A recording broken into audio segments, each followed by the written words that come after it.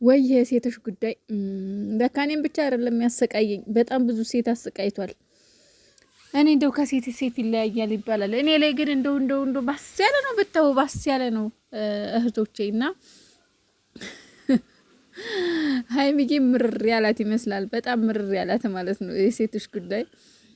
አንዷ እንደዚህ ምርር ብላት ያው ትምህርት ቤት አልሄድም፣ ስራ ቦታ አልሄድም፣ ምንድነው የምትቀጥሩኝ ሰዎች ወደፊት አልሄድም። በሳቅ ነው የፈረስኩት በነገራችን ላይ ማለት ነው። እያዝናና ትልቅ መልእክት ያለው መልእክት ነው። እውነቴን ነው የምላችሁ፣ ስንቶቻችን ነን በዚህ ጉዳይ የምንሰቃይ እውነት ለመናገር ማለት ነው። የምር በተለይ ሴት ልጅ የእውነት ወንዶች ቀለል አድርጋችሁ እንዳታዩት። ይሄንን በጣም ስቃይ ነው። በጣም በጣም በጣም ስቃይ ነው። በጣም በጣም በጣም እናማ ሞዴስ በነጻ ይሆንልን ብላ እንግዲህ ሀይሚዬ ሼር አድርጋለች። እንግዲህ በሉ ሴቶችዬ አንድ እንሁን በሉ። ሞዴስ በነጻ ይሆንልን። እንደ ተሰቃየን እኮ ተሰቃየን የሚለው ቃል ራሱ አይገልጸውም። ለማንኛውም እንዴት ናችሁ ጋይስ? ደህና ናችሁ ወይ? አላችሁ ወይ? እየተበላ እንኳን ወሬ አይወራም፣ ግን አለ አይደል? እኛ ያው ሸቃሎች ደግሞ እየበላንም ያው አለ አይደል? ሽንት ቤት እየሸናንም ነው የምናወራው። አለበለዛ አልሆነማ እየበላንም እየሸናንም ስላችሁ ያው ብዙዎቻችን ሽንት ቤት ገብተን ስለምናወራ ነው። ደግሞ በሉ አይገባንም በሉ አሉ። አንድማ ይገባሽ፣ እያንዳንድሽ ይገባሻል። ድብና አድርጎ ነው የሚገባሽ። 2 ሰዓት ሙሉ ቁጭ ብለሽ ማዳም ስትጣራ ናም ብለሽ ውሃሿ አድርገሽ የምትውጪ ስንቶችሽ ነሽ? ስለዚህ እየበላሁ ባወራችሁም አይከፋችሁም ብዬ ነው። ምክንያቱም እንኳን አይደለም እየተበላ እየተሸና ይወራል ልላችሁ ፈልጌ ነው። እናም አላችኋለሁ ዛሬ ሀይሚዬ አልተቻለችም። ቲክቶክ ላይም ኢንስታግራም ላይም ግን እየተበላ ማውራት ግን የለበትም። ይቅርታ በጣም ግን ጊዜ ስለሌለኝ ነው። በጣም ምንም ማድረግ አልችልም። እናም አላችኋለሁ ኢንስታግራም እና ቲክቶክ ላይ በጣም ፈታ እያረጋችን ነው ዛሬ ማለት ነው። ያው የዱባይ ዝግጅቱም እንዳለ ነው። ጸጉሯ ምናምን ፏ እያለች ነው። በዛሬ እንደምትስማማ ተስፋ አደርጋለሁ። መቼም እምቢ ብለሽ እንደማትቀሪ። ይሄ ሁሉ ዝግጅትማ የዱባዩ መሆን አለበት። ፏፈሽ እያለች ነው። እናቴ ጨረቃ መስላለች። ምን ብሎባታል ብታዩ ማለት ነው። ያላያችኋት ኢንስታግራም ላይ ሼር አድርጋለች፣ ቲክቶክም ላይ ሼር አድርጓለች። እና እንደው ሳይ መልእክት ደግሞ አየሁኝ እና ብዙ ጊዜ እንደዚህ አይነት ቦታዎች ላይ እኔና ሀይሚ እንገናኛለን እና ደስ ያለኝ ነገር ሲኖር ወይም ይመለከተኛል ብዬ ካሰብኩ ይዤው እመጣለሁ ወደዚህ። መልእክቱ ምን መሰላችሁ? በጣም የሚገርም ደስ የሚል መልእክት ነው። ሴት ልጅ በደንብ የሚገልጻት ላንብብላችሁ እና ሚስትህ አንተን ለመውደድ የመረጠች ብቸኛ ሰው ናት ይላል። ተመልከቱ፣ የሴትን ፍቅርነት ማለት ነው። እስኪ ሴት በመሆናችሁ የምትኮሩ፣ በሴትነታችሁ የምትኮሩ እስኪ እንደው ላይክ አድርጉኝ በፈጠራችሁ፣ ደስ ይበለኝ። እስኪ እንደው ይሄ ቪው ቢያንስ 2000 3000 ይታይልኝና ደስ ይበለኝ። እስኪ ላይክ አድርጉት በፈጠራችሁ። በሴትነታችሁ የምትኮሩ፣ ሴትነታችሁን የምትወዱት ሰዎች ማለት ነው። እሺ እናትህ የምትወድህ አንተ ልጇ ስለሆንክ ነው። ወንድሞችህና እህቶችህ ይወዱሃል ምክንያቱም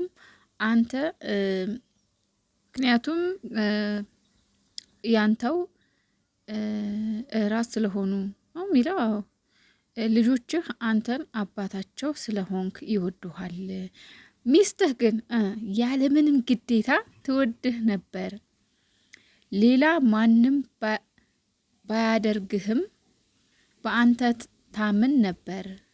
እሷ ከጎንህ የቆመችው ግዴታ ስላለባት ሳይሆን ስለፈለገች ነው።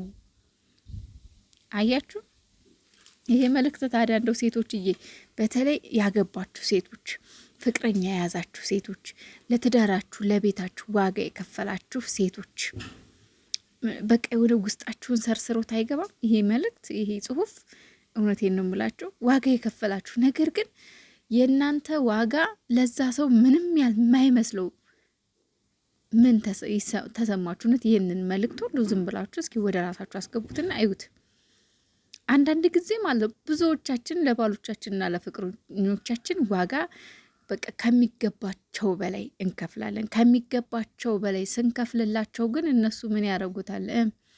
እንደ ግዴታችን ወይም ደግሞ በቃ እኛን የሆነ ዝቅ ወደ ማድረግ አለ አይደለ? ምን ልበላችሁ፣ ግዴታችን ሳይሆን እኛ ወደና ፈቅደና ያደረግነው ግን እነሱ ግን የሆነ እኛ እንደወረድን እኛ ደግሞ ዝቅ እንዳልን አድርገው የሚያስቡ ወንዶች አሉ። ምክንያቱም ለእነሱ የከፈልነው ዋጋ ምንም የማይመስላቸው በቃ ዋጋ የከፈልነው ግዴታችን ስለሆነ ግን ግዴታችን አይደለም። እንዲሁ በዚህ መንገድ ላይ ያለፋችሁ ሴቶች ይገባችኋል ይሄ ስሜት።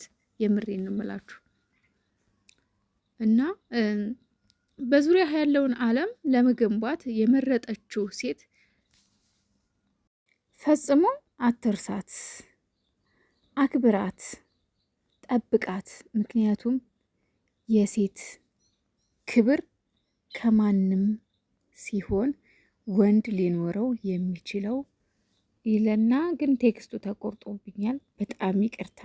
ከዚህ በታች ብቻ ግን እዚህ ጋር እንትን የሚያሳየው ቴክስቱ ባይዘው ትንሽ ቆየት ያለ ነው። ሽብዶቼ የዛሬ አይደለም ሊንዳም ሼር አድርገዋለች እና መልእክቱ ደስ ስላለኝ ነው። አንዳንዴ ያለ አይደል ውስጣችሁን የሚነካው ነገር ውስጣችሁ ስለ እናንተ የሚናገር ነገር ሲኖር ነው እንትንም ስለዛ ነገር ለማብራራት የምትሞክሩት። ነው ማብራራት ላይ ሰነፍ ላይ ያን ያህል አይደለሁም፣ ግን የሆነ ደስ የሚለኝ ነገር ሲኖር ግን ወደ ተመልካች ወደ እናንተ ይዤው እመጣለሁ። ለምን ምናልባት አለ አይደል ቦታው ላይ ያለ ሰው ይኖራልና በጣም ይገርመኛል የእውነት አንዳንድ ጊዜ ማለት ነው።